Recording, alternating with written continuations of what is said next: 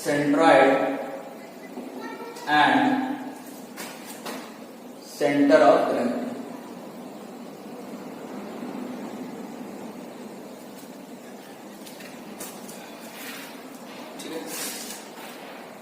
हम ध्यान दीजिए कि सेंट्रॉइड होता क्या, पहले इसको समझ लेते हैं ना, कि अगर कोई एक बॉडी को कंसिडर किया जाए, अगर कोई एक बॉडी को कंसिडर किया जाए तो इस पूरे बॉडी का कुछ एरिया होगा। अगर इस पूरे बॉडी का कुछ एरिया है तो कोई एक ऐसा पॉइंट होगा जहां पे इस पूरे बॉडी का एरिया लाई कर रहा होगा, कंसंट्रेट कर रहा होगा, है ना। तो वही पॉइंट, जिस पॉइंट पे इस पूरे बॉडी का एरिया कंसंट्रेट कर रहा है, उसी पॉइंट को हम लोग सेंट्रॉइड कहते हैं। तो सेंट्रॉइड को हम लोग डिफाइन कर सकते हैं, it is the point of a body where the whole area of the body is concentrated.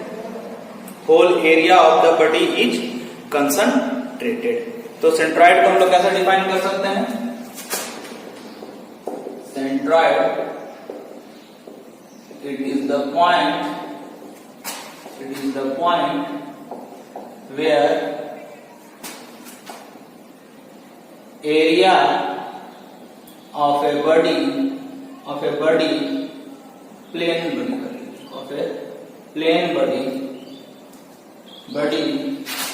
is concentrated. अब इस पूरे डिफिनेशन में देखिए, ध्यान दीजिए, एक हमने टर्म लाया प्लेन बॉडी का। क्या होता है प्लेन बॉडी? प्लेन बॉडी को हम लोग डिफाइन कर लेते हैं। Plane body is that type of body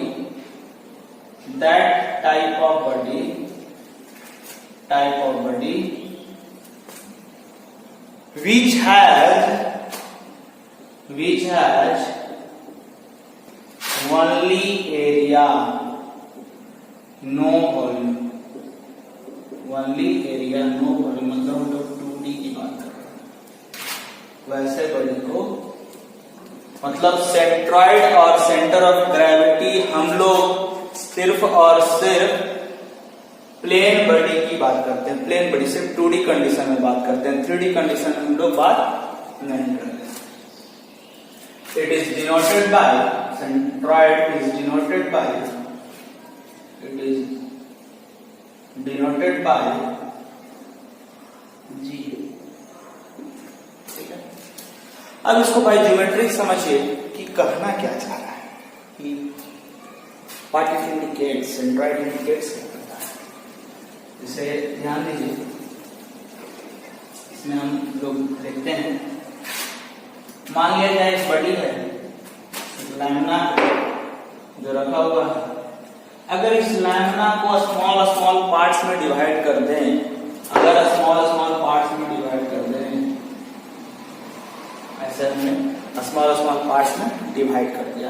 अगर स्मॉल पार्ट्स में डिवाइड किया, मतलब कुछ अपना इसका भी एरिया होगा, कुछ इसका भी एरिया होगा, कुछ इसका भी होगा, कुछ इसका भी होगा, और पूरे बॉडी का कोई एक ऐसा पॉइंट होगा जहां पे उसका एरिया लाई कर रहा होगा, तो उसी पॉइंट का दूरी जो होता है, इसको हम लोग सेंट्रॉइड का डिस्टेंस, और उसको डिनोट करते हैं एक्स बार पे। और अगर वाई एक्सिस में हम लोग बात करेंगे तो इसको हम लोग डिनोट करते हैं, ठीक है, एक्स एक्सिस में एक्स बार से और वाई एक्सिस में वाई बार से। ये क्या है? ओरिजिन है, ये एक्स एक्सिस है और ये वाई एक्सिस है, ठीक है। तो अगला टॉपिक जो हमारा है, लिख लीजिएगा, moment of area about an axis,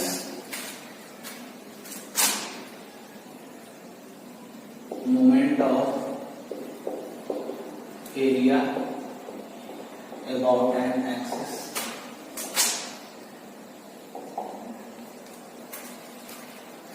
अब इसमें हम लोग मेथड सीखेंगे कि सेंट्रॉइड कैसे फाइंड करना। वो ध्यान दीजिए कि अगर इसी लैमिना पे हम लोग बात करें, जो कि एक्स वाई प्लेन में रखा हुआ है, तो इस लैमिना पे बात करेंगे तो स्मॉल स्ट्रिप्स में इसको हम लोगों ने डिवाइड कर रखा है।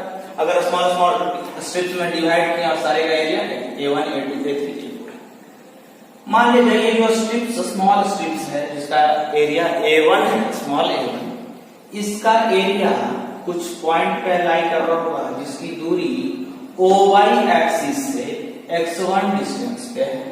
इसी तरह A2 की दूरी OY एक्सिस से x2 दूरी पे है। इसी तरह A3 की दूरी OY से x3 पे है। इसी तरह A4 की दूरी OY एक्सिस से x4 पे है।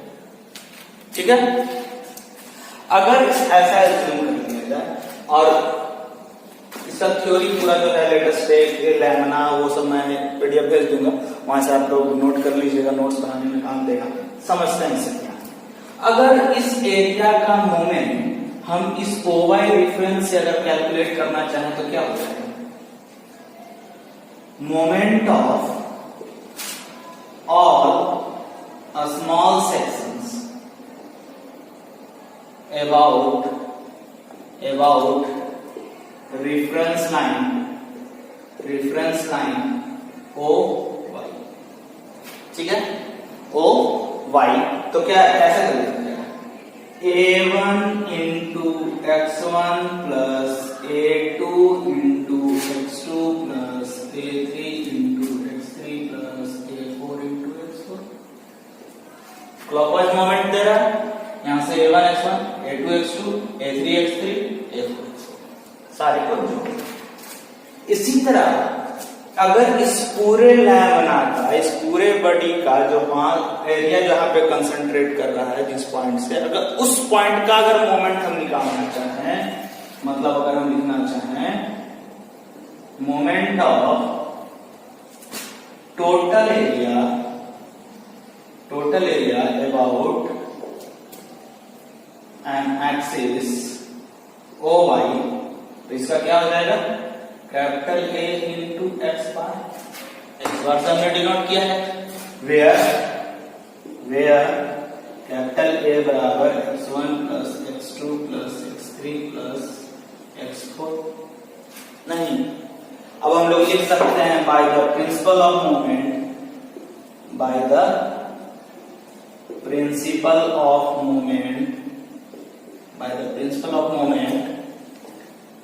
Ax bar should be equals to A1 x1 plus A2 x2 plus A3 x3 plus A4 x4। नहीं, यहां से x बार बराबर क्या हो जाएगा, A1 x1 plus A2 x2 plus A3 x3 plus A4 x4 बटा टोटल एरिया। इसको और हम लोग लिख सकते हैं समेशन ऑफ AX बटा A। अगर I करते हैं तो I कहां से, 1 to I बराबर x बार। नहीं, इतना हम लोग यहां से कैलकुलेट कर सकते हैं। तो x बार निकालने का क्या फॉर्मूला हो गया, समेशन ऑफ A1 x1 मतलब AX बटा A। सारे जितने भी सेक्शन हैं सारे का मूवमेंट किसी एक रेफरेंस पॉइंट से कैलकुलेट कर दीजिए, बटा total area of that lamina, total area of that बड़ी कर देंगे तो वहां से हमको x बार मिल जाएगा। इसी तरह हम लोग सिमिलरली लिख सकते हैं, similarly y bar should be equal to summation of A by बटा टोटल एरिया, है ना। y बार हम लोग निकाल सकते हैं। तो ये आपका था सेंट्रॉइड। समझ में आया सेंट्रॉइड क्या होता है, लिखना चाहते हैं तो लिख लीजिए, ऐसे हम नोट्स प्रोवाइड करते हैं। ओके, आगे अगला टॉपिक हम बात करते हैं centre of gravity.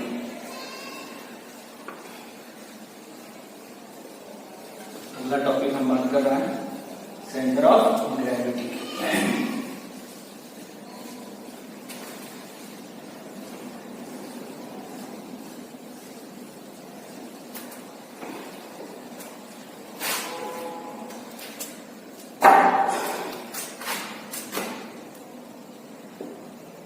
Centre of gravity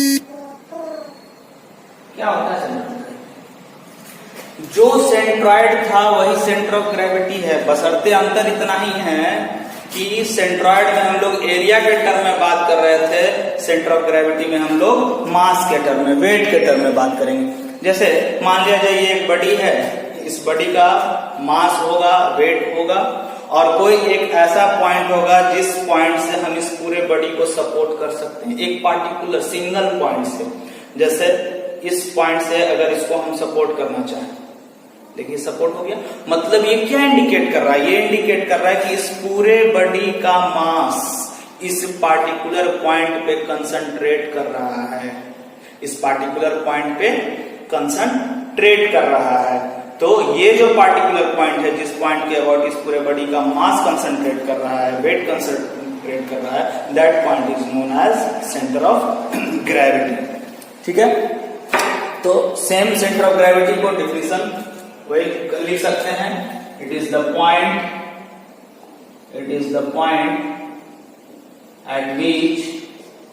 at which the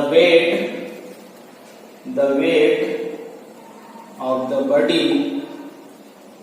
body is concentrated, या acts जो लिखना चाहते हैं concentrated, it is the single point। ये एक सिंगल पॉइंट होगा, क्यों? क्योंकि पूरे बॉडी का एक ही पॉइंट ऐसा होगा जहां पे कि उस पूरे बॉडी का वेट कंसंट्रेट कर रहा है। तो एक बॉडी में एक ही सेंटर ऑफ ग्रेविटी होना चाहिए, दो सेंटर ऑफ ग्रेविटी नहीं होगा।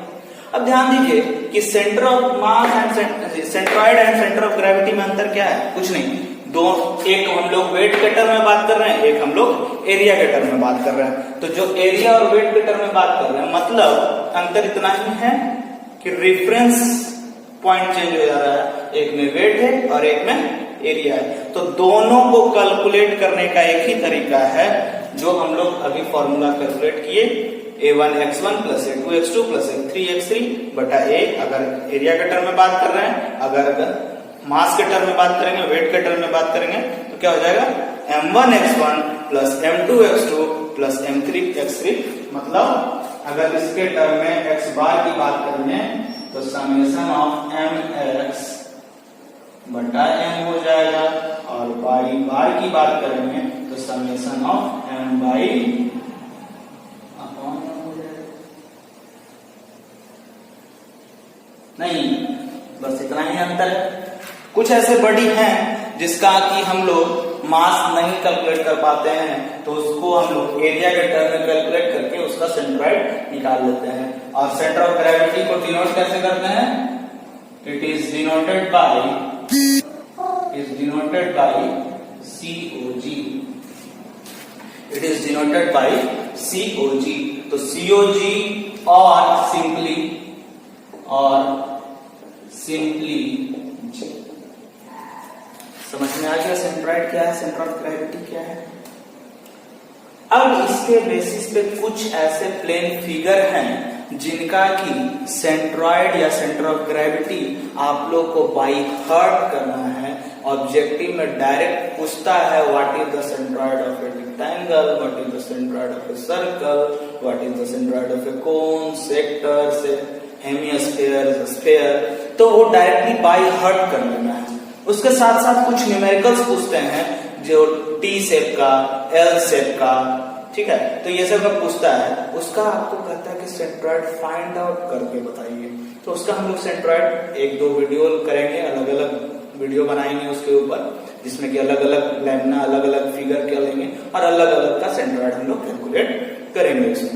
ठीक है, अब ध्यान दीजिएगा कि नोट्स दे देंगे, नोट्स में पूरा रहेगा कि क्या होता है रेक्टेंगल का centroid, what is the centroid of the triangle, what is the centroid of the sphere. उसके बेसिस पे आप लोग उस पे पढ़ सकते हैं। जैसे एक हम छोटा सा देख लेते हैं कि अगर हम रेक्टेंगल की बात करेंगे, तो उसका सेंट्रॉइड क्या होगा? ये एक रेक्टेंगल, ठीक है, ये आपका एक रेक्टेंगल है, ये एक्स एक्सिस है और ये वाई एक्सिस है, ये एल है और ये जी, ये ब्रेड है। तो सेंट्रॉइड कहाँ होगा? जहां पे इसका डायगोनल कट करेगा, जिस पॉइंट पे इसका डायगोनल कट करेगा, ये पॉइंट आपका सेंट्रॉइड होगा और जिसकी दूरी वाई एक्सिस से एक्स बार हो जाएगा और एक्स एक्सिस से इसका दूरी कितना हो जाएगा, वाई बार हो जाएगा। तो x bar is given by कितना हो जाएगा, एल का आधा L/2, सिमिलरली y बार बराबर b/2। इसी तरह सारे फिगर का निकाल लेंगे। ठीक है, ट्रायंगल का वहां पे सेंट्रॉइड होता है जहां पे उसका मीडियन कट करता है। मीडियन क्या होता है, सामने वाले वर्टेक्स से नीचे वाले साइड का मिड पॉइंट। तो वहां मीडियन कट करता है, जहां मीडियन तीनों इंटरसेक्ट करेगा उस पॉइंट को हम सेंट्रॉइड करते हैं ट्रायंगल। तो ये हम